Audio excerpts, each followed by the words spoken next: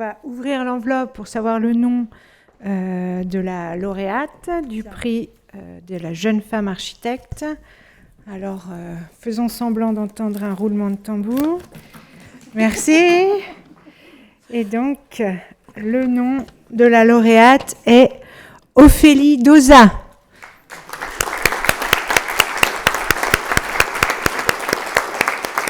Alors, Ophélie Dauzat n'est pas là, alors, elle est remplacée par... Voilà, elle n'est pas là aujourd'hui, mais il y a Claire Bonnet qui va prendre sa place. Donc, Margot Poet-Filipenko, vous aviez le prix l'année dernière. Donc, vous êtes la lauréate, donc vous êtes la parraine ou la marraine de notre nouvelle lauréate. Donc, c'est à vous. D'ailleurs, nous avons visité certains de vos projets à Bordeaux cette année. Et donc, cette année, nous avons donc Ophélie Dauzat, qui est en fait représentée par Claire Bonnet. Donc, c'est à vous de présenter cette équipe. Voilà, tout à fait. Donc, j'ai le plaisir de présenter Ophélie, qui est non seulement architecte, mais aussi enseignante et chercheuse. Elle a été diplômée en 2018 de l'ANSA Versailles et de l'EHESS en culture visuelle. Elle poursuit depuis 2020 un doctorat en architecture à l'École nationale supérieure d'architecture de Versailles et à l'Université de Cergy-Pontoise, avec une recherche qui interroge le rôle esthétique du mur de soutènement dans la construction des paysages. Elle collabore également à des projets de recherche sur l'aménagement territorial et urbain, qui ont fait l'objet d'expositions d'ailleurs à la Biennale d'architecture, ou encore au pavillon de l'Arsenal avec le projet Scénario Futur, lauréat du concours Faire Paris en 2020. En 2022, elle fonde son agence d'architecture Matera Matang à Paris avec son associé Lucien Dumas, architecte formé à l'école Boulle en ébénisterie. La pratique d'Ophélie Dauzat est pluridisciplinaire et interscalaire, de la recherche en architecture à la fabrication de mobilier, puis l'aménagement d'une pièce. Son travail s'étend jusqu'à la réalisation de bâtiments à travers l'analyse du grand territoire, valoriser ce qui est déjà là, utiliser les matériaux à portée de main, s'intéresser aux objets ordinaires, travailler la micro-architecture, privilégier la transformation artisanale, sont autant de démarches, de projets qui se soucient de l'impact environnemental de l'architecture et qui cherchent constamment à ancrer la conception dans une recherche académique et expérimentale. Ophélie Dauzat a reçu de nombreux prix depuis la fin de ses études. Meilleur diplôme d'Île-de-France par la Maison d'Architecture, deuxième prix du trophée Béton École, présélectionnée au prix des jeunes talents de l'architecture en 2020, puis lauréate des albums des jeunes architectes et paysagistes en 2023 et distinguée par l'Académie de France à Rome en étant pensionnaire à la Villa Médicis en 2023-2024. Plus récemment, elle a reçu la dotation du Grand Prix d'architecture 2025, attribuée à par Herzog et de Meuron par l'Académie des Beaux-Arts. Soucieuse de la transmission des savoirs et des savoir-faire, elle a notamment enseigné aussi à l'ENSAV entre 2020 et 2023 pour le niveau master et à l'EPFL à Lausanne en 2024-2025, où elle a dirigé un studio de projet pour des élèves de première année au sein donc, du laboratoire Alice. Donc, comme Ophélie ne peut pas être présente aujourd'hui, elle est représentée par Claire Bonnet, avec qui elle travaille et à qui je passe la main. Un petit mot sur Claire. Donc, Claire est ébéniste, diplômée des métiers d'art et du design en 2023, à l'issue de sa formation à l'école Boulle, si je ne me trompe pas. Passionnée par l'exploration des matières et leurs possibles associations, elle développe une pratique de l'ébénisterie ouverte au dialogue entre matériaux. Elle rejoint Matera Matang en 2023, où elle occupe aujourd'hui le poste de chef d'atelier. Et je lui laisse la main.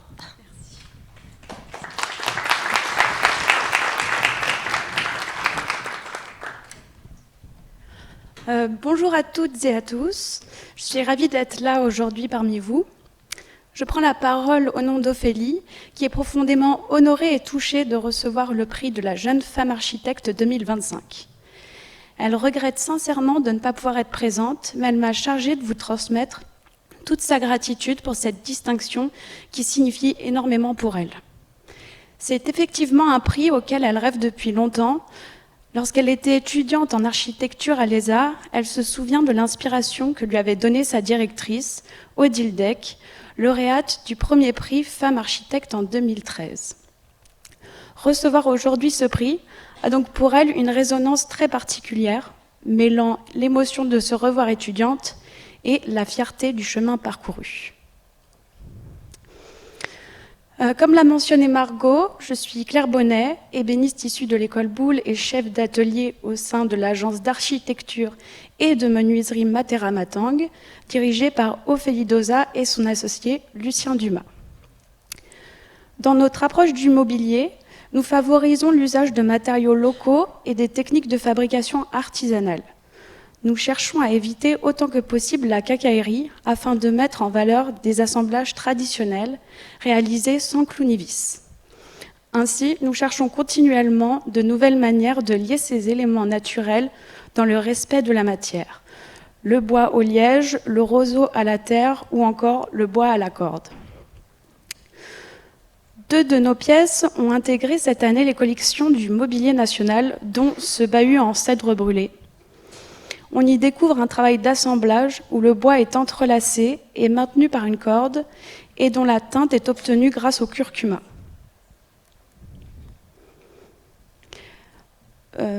Cette table d'appoint en noyer fait également partie des collections de l'État. Elle se distingue par ses pieds creux cylindriques et ses clés d'assemblage en marbre.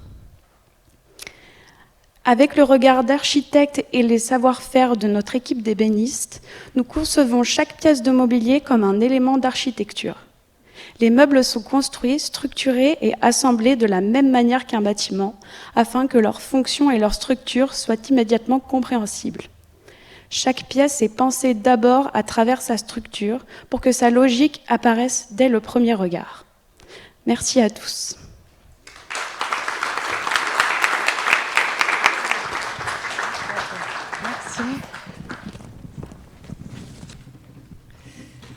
Très bien, merci. Alors c'est celui-là qui marche. Eh bien, maintenant on va présenter des œuvres architecturales de Ophélie Dauzat. Le premier, le pavillon des Jardins, qui est situé dans le Palais Farnèse à Rome, qui est le siège de l'ambassade de France à Rome. C'est un palais emblématique italien qui a été conçu en partie par l'architecte Michel-Ange. Et là, vous pouvez voir dans le jardin du Palais Farnèse une structure légère en bois, sans fondation lourde, pour préserver le site archéologique qui se trouve en dessous, qui est constitué de mosaïques du 1er siècle. Ici, Ophélie Dauzat a réutilisé une technique de la Renaissance qui s'appelle le spolia, c'est-à-dire le réemploi de matières historiques dans la maçonnerie. C'est le fruit d'une longue réflexion lors de sa résidence à la Villa Médicis autour des pierres délaissées suite aux travaux et rénovations du Palais Farnèse. Les murs maçonnés du pavillon sont alors les témoins d'une architecture sensible à la matière qui est à portée de main. C'est un travail qui est entre conservation et expérimentation, puisqu'on retrouve du réemploi aussi à l'échelle du mobilier, comme la corde du clocher de l'église Saint-Louis des Français, des stucs des pieux établissements, ou encore une marche d'église en marbre, qui sont magnifiés dans une nouvelle collection de mobilier à travers une bibliothèque, une table basse, des guéridons ou un banc extérieur. C'est une structure qui apparaît comme une structure démontable, allant de la structure bois, des briques récupérées, et c'est une structure qui atteint un bilan carbone neutre, quasi neutre. Réversible par sa structure, le pavillon est aussi réversible dans ses usages. C'est-à-dire qu'on peut l'utiliser de plusieurs manières. Il y a des espaces de coworking, ça peut être une salle de réunion, de colloque, un lieu de cours de gymnastique ou encore un lieu d'exposition. C'est donc un lieu qui a une diversité de fonctions qui anime et qui enrichit la vie interne du Palais Farnèse. Je passe la parole à Margot pour la suite des projets. Dans le cadre de sa thèse, Ophélie a développé une étude approfondie également sur la thématique du mur de soutènement. En tant que degré zéro de l'infrastructure, le mur de soutènement est destiné à servir d'appui à une construction ou à contenir la poussée des terres à un changement de niveau du sol. D'un morceau de terre contenu, c'est le territoire tout entier qu'il consolide et met en forme. Objet de tranchées des voies, soubassement d'édifices, obstacles des fortifications ou encore mur de culture en terrasse, il incarne une multiplicité de formes qui le rattachent à différentes manières d'habiter le territoire.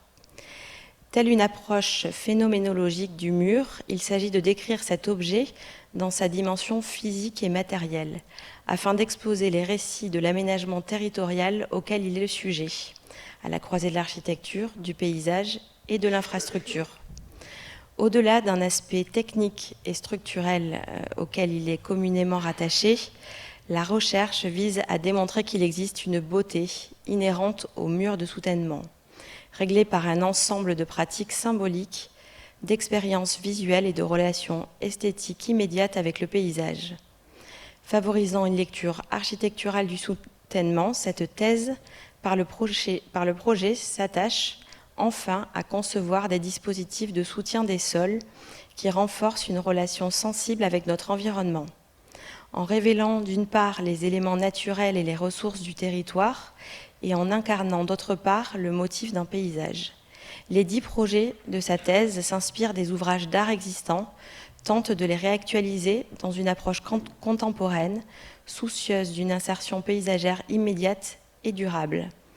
Ici, le soutènement se fait œuvre d'expérimentation visuelle et formelle, qu'il soit territorialisé ou extrait de tout contexte.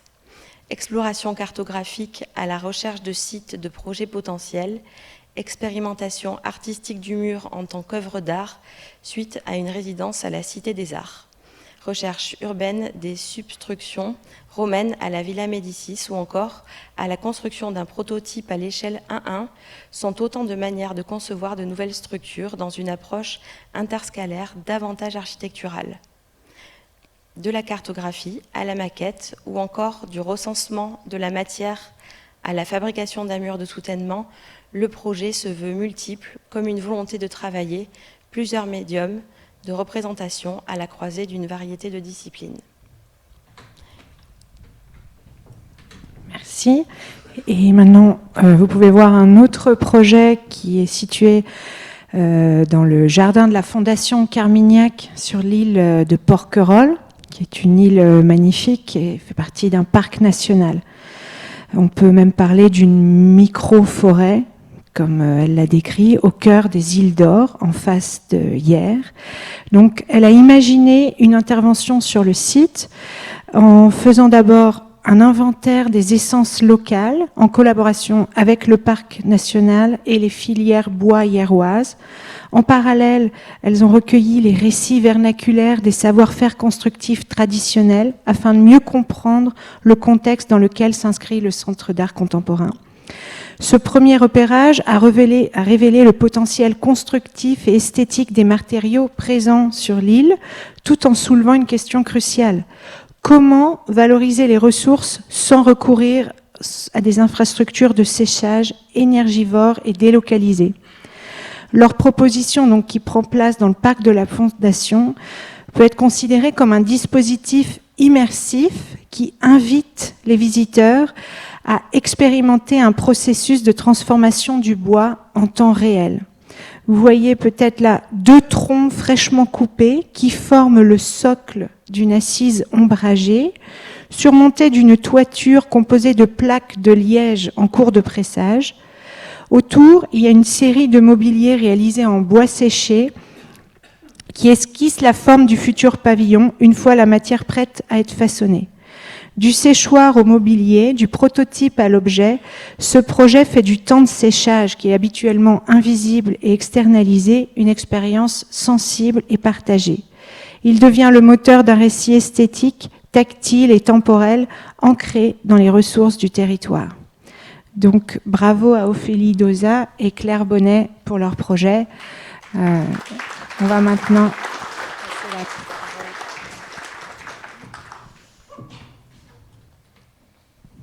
Donc là, prochain projet donc d'Ophélie a été lauréat du concours Faire Paris en 2020, organisé par le pavillon de l'Arsenal, qui lui a ensuite consacré une exposition en 2021, également présentée au CIVA à Bruxelles.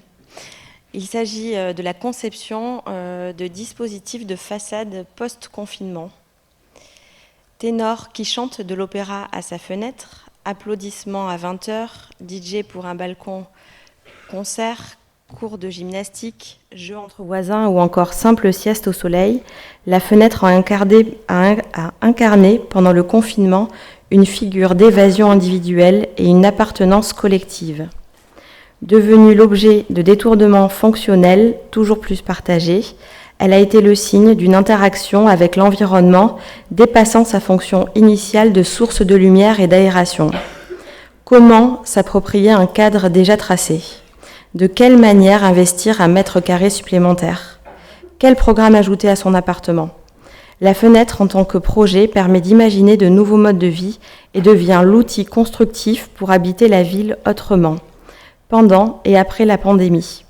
Revendiquer l'habitation privée et le vivre ensemble, construire, déconstruire notre façon de penser l'espace, transformer l'expérience du confinement en potentiel architectural sont autant de prérogatives soulevées avec légèreté par ce projet qui s'articule autour des usages premiers.